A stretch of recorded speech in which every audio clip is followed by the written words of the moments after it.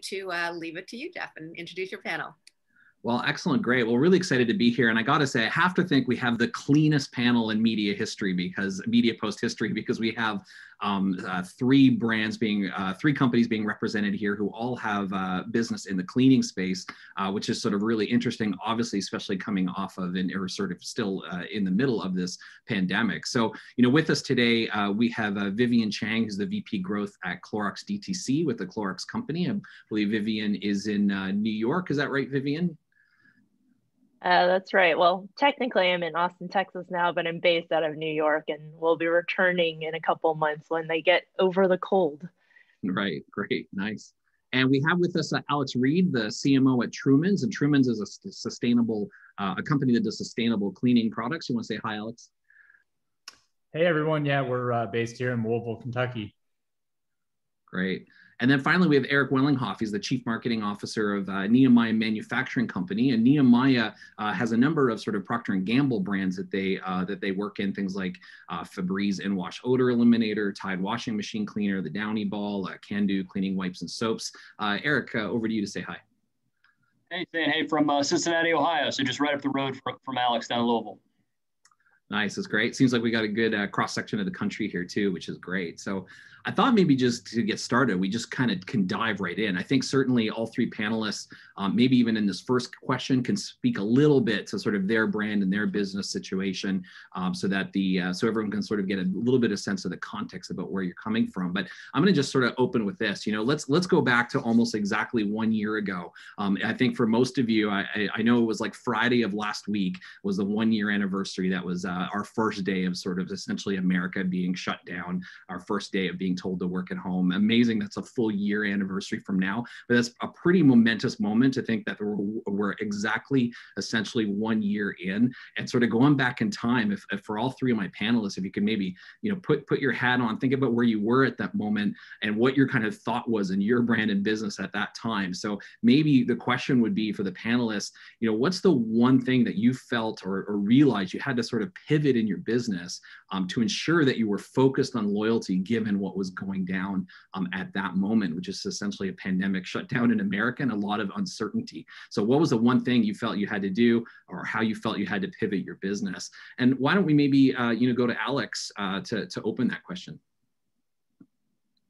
Yeah, it's crazy that it's only been a year, because I'm sure for most of you all, it feels like it's been 10, but you'd think being in a cleaning business, it was great, right? And there were certain tailwinds I think we all experienced in the category, but we were actually on the brink of launching into 3 new cleaning categories right when it hit. And so we had media commitments, we had everything lined up for launch, and our supply partner didn't kick us out, but basically said, we're prioritizing first responders and healthcare facilities and things like that. And so, we effectively lost our spot in line.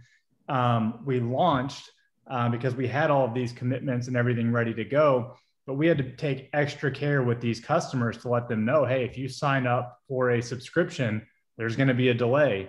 We took extra care to manage that for them, reach out proactively.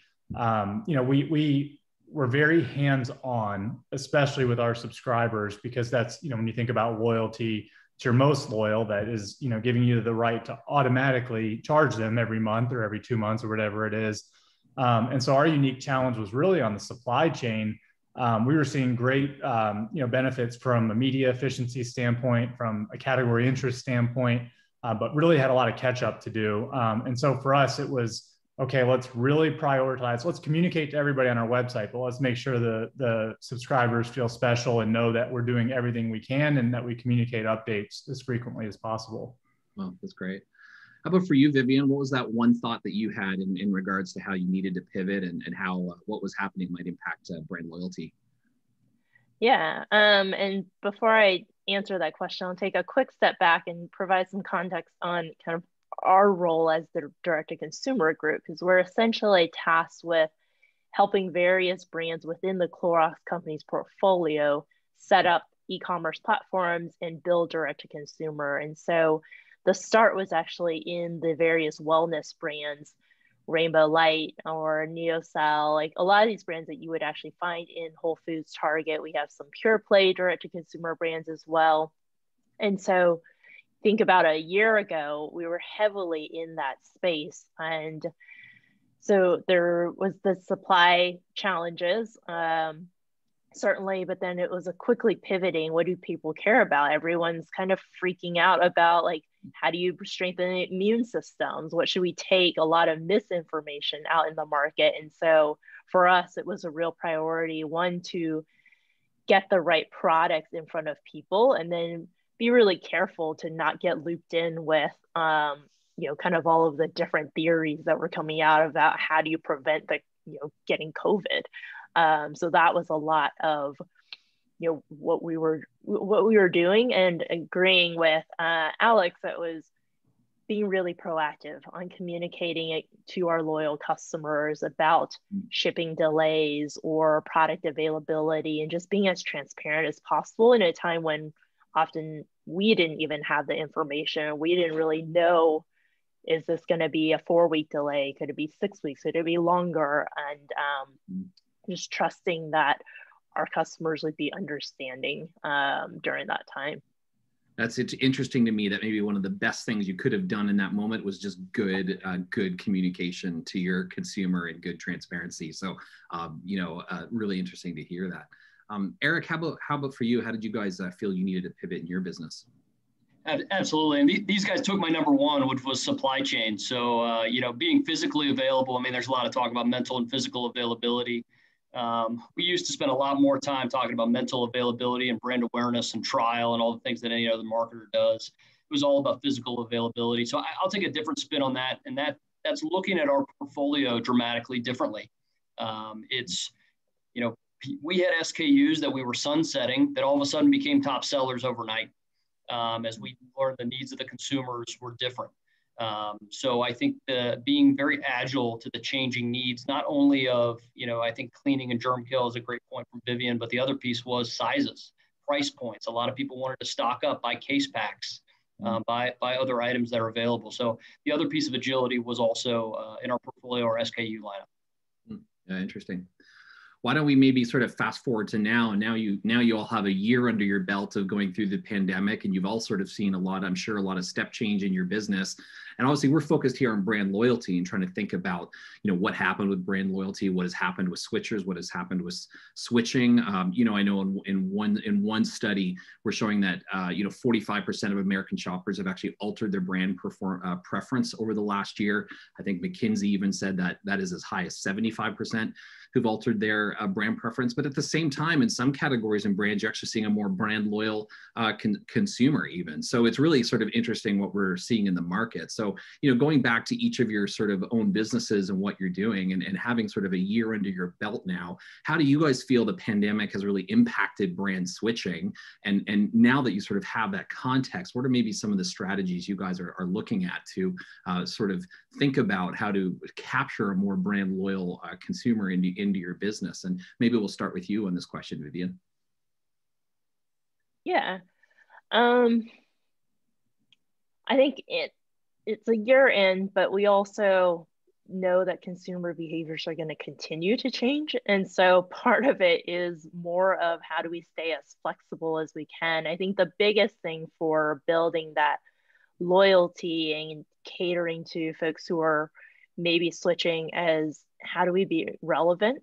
How do we really get a lot of consumer feedback? So we've amped up the amount of surveys or just qualitative research that we're doing to try and say, like, hey, what are your main concerns during this time? And that's guiding our promotional calendar, hearing a lot more on things like mental health or ability to sleep, and just to kind of manage the day-to-days, things that I think we're all going through.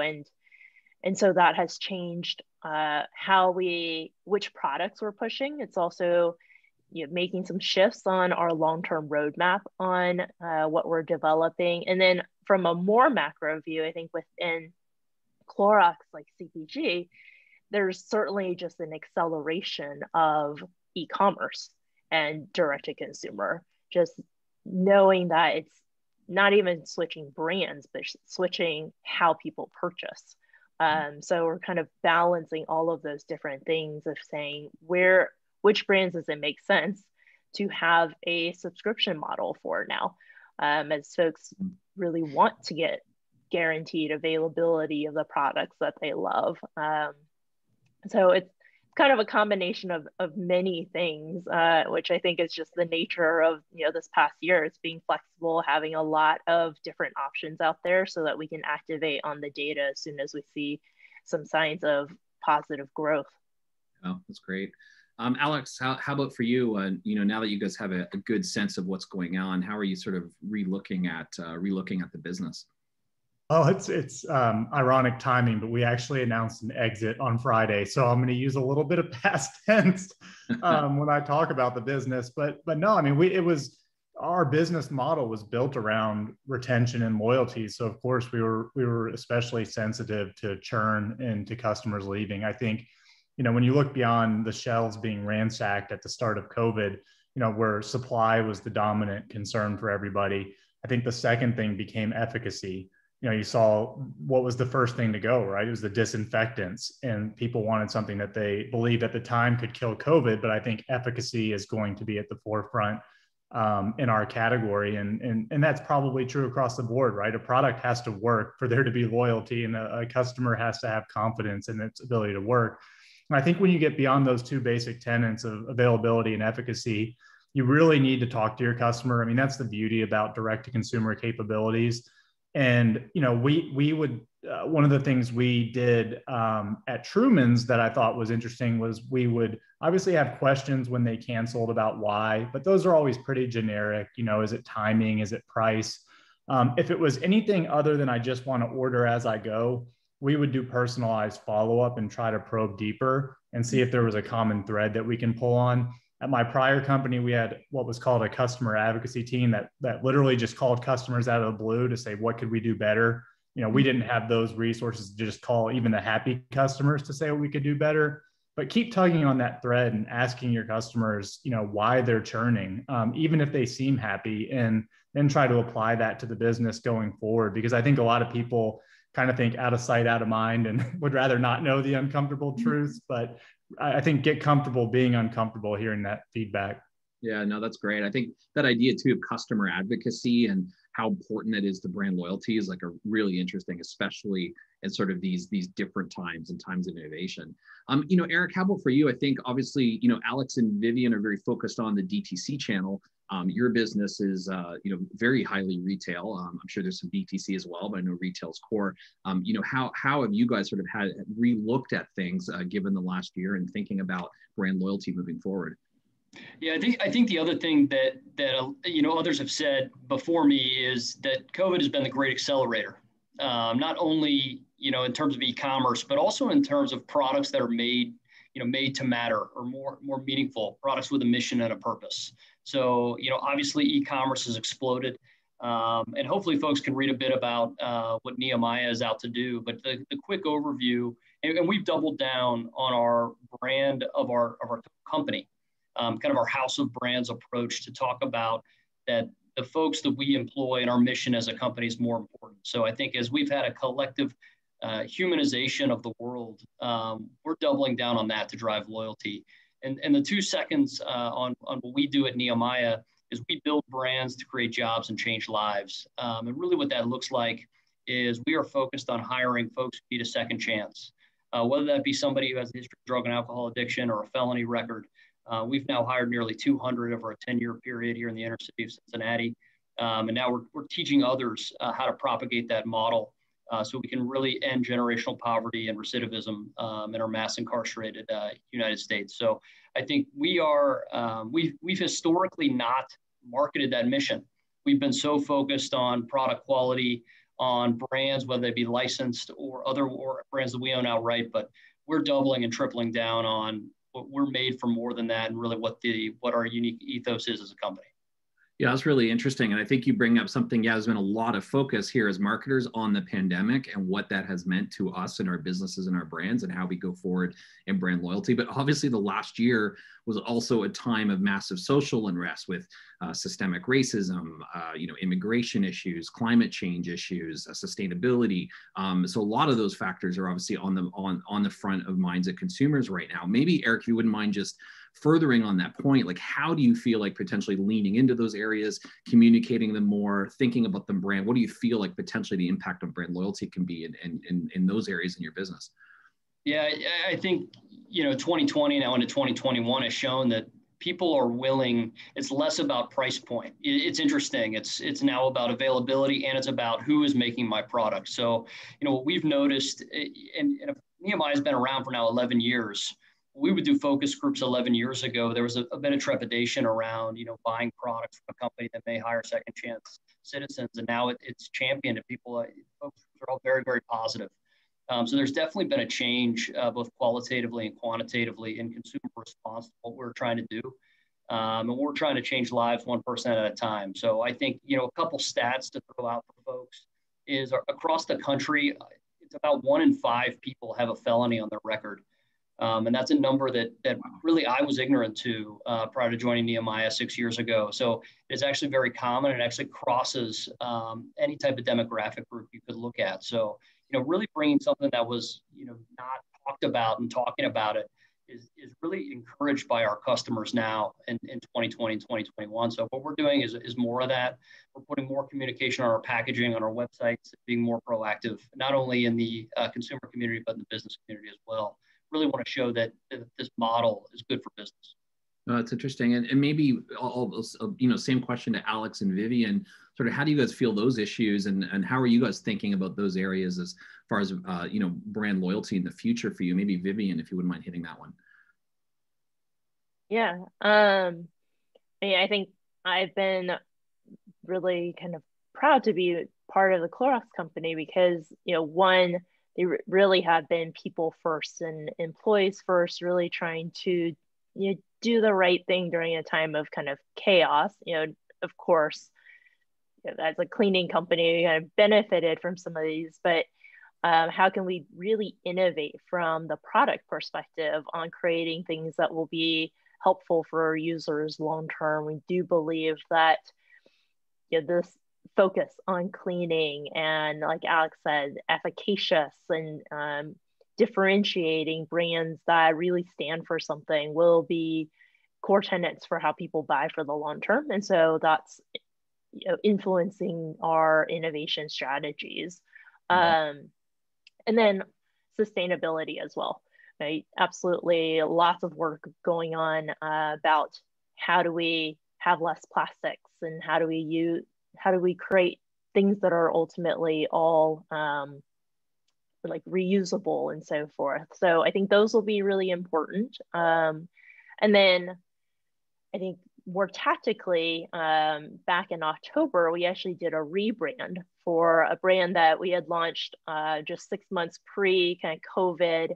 And the thinking behind it was that it was much more of a little bit of a science-backed, felt a little more like sterile as a brand, and we decided to change it to be more focused on the consumer, of really leaning into this idea of, hey, parents, you're taking care of kids, you're taking care of maybe your older parents yourselves, and it's a stressful time. How can we make it easier, make it a little bit more lighthearted? And those trying to convey that in everything from easier to read packaging to being more clear about how this really can tangibly benefit your lives. So it really is about, I think, coming alongside people every day and figuring out how can we make their lives easier, better, and taking the work out of it. I think that's how I would think about a lot of the different work streams that we have right now. Yeah, so loyalty, driving brand loyalty by being more relevant, by allowing them to buy the way they want to buy, by hitting on sustainable messages, the consumer cares about. It sounds like that's great.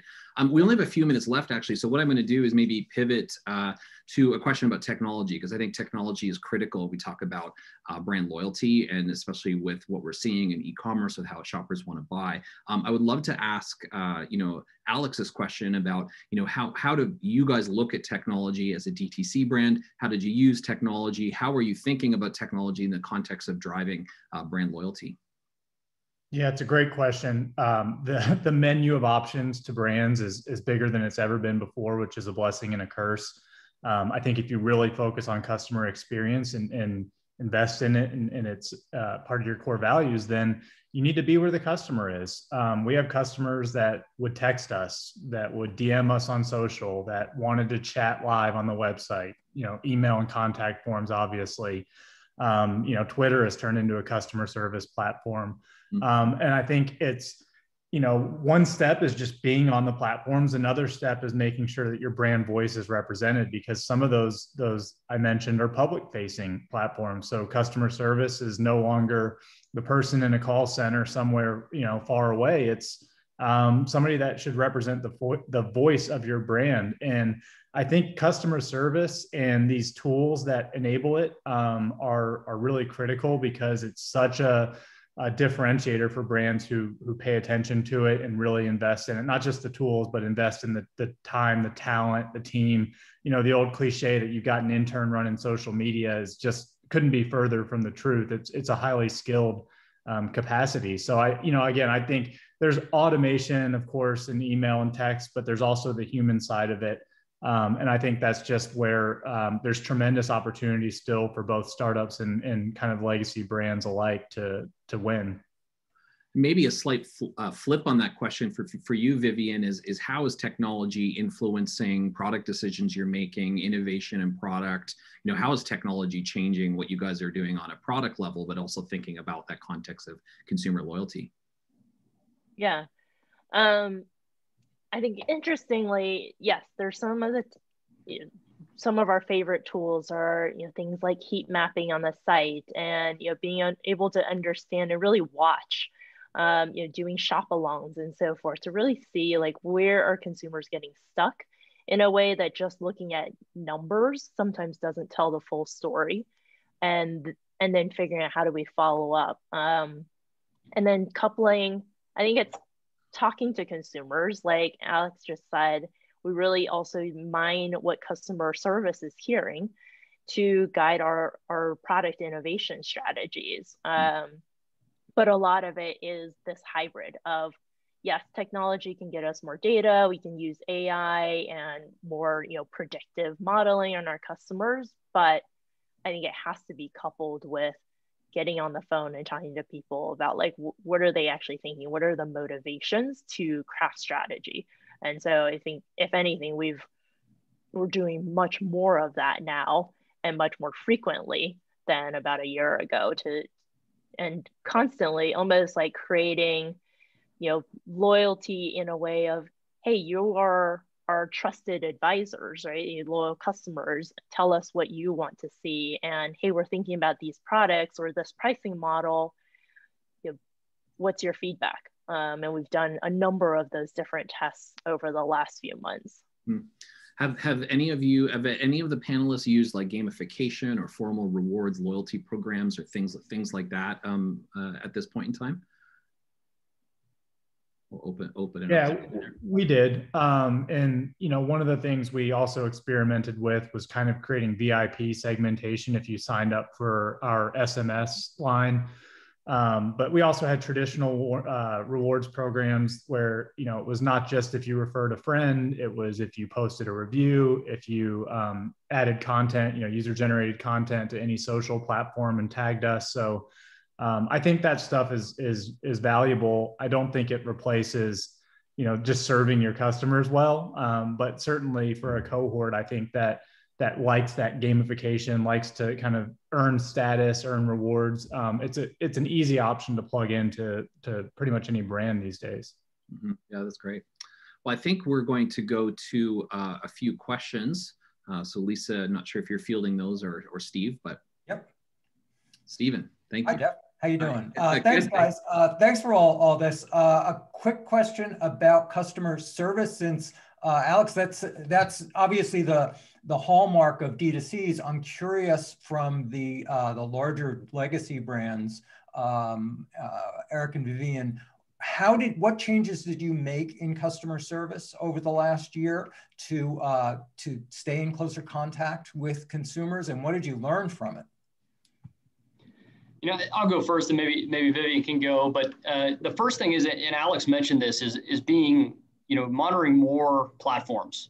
I think as everything moved online, for us being a small business, we put more resources against, every platform, make sure we're listening really effectively and following up more quickly. I think that's the biggest thing that we were able to do. And really a big part of that is ratings and reviews. A lot of folks talk about that, but we are laser focused on ratings and reviews. You can find that canary in the coal mine and make sure you nip that in the bud pretty quickly, and also find avenue for consumer delight.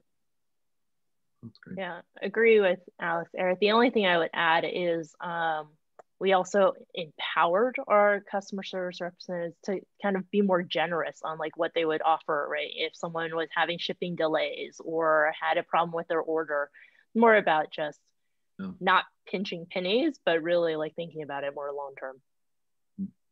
Eric, to follow up on your point about the ways in which you're tying your brands to a cause, how are you measuring, if you are at all, the impact of that in terms of how that's resonating with consumers?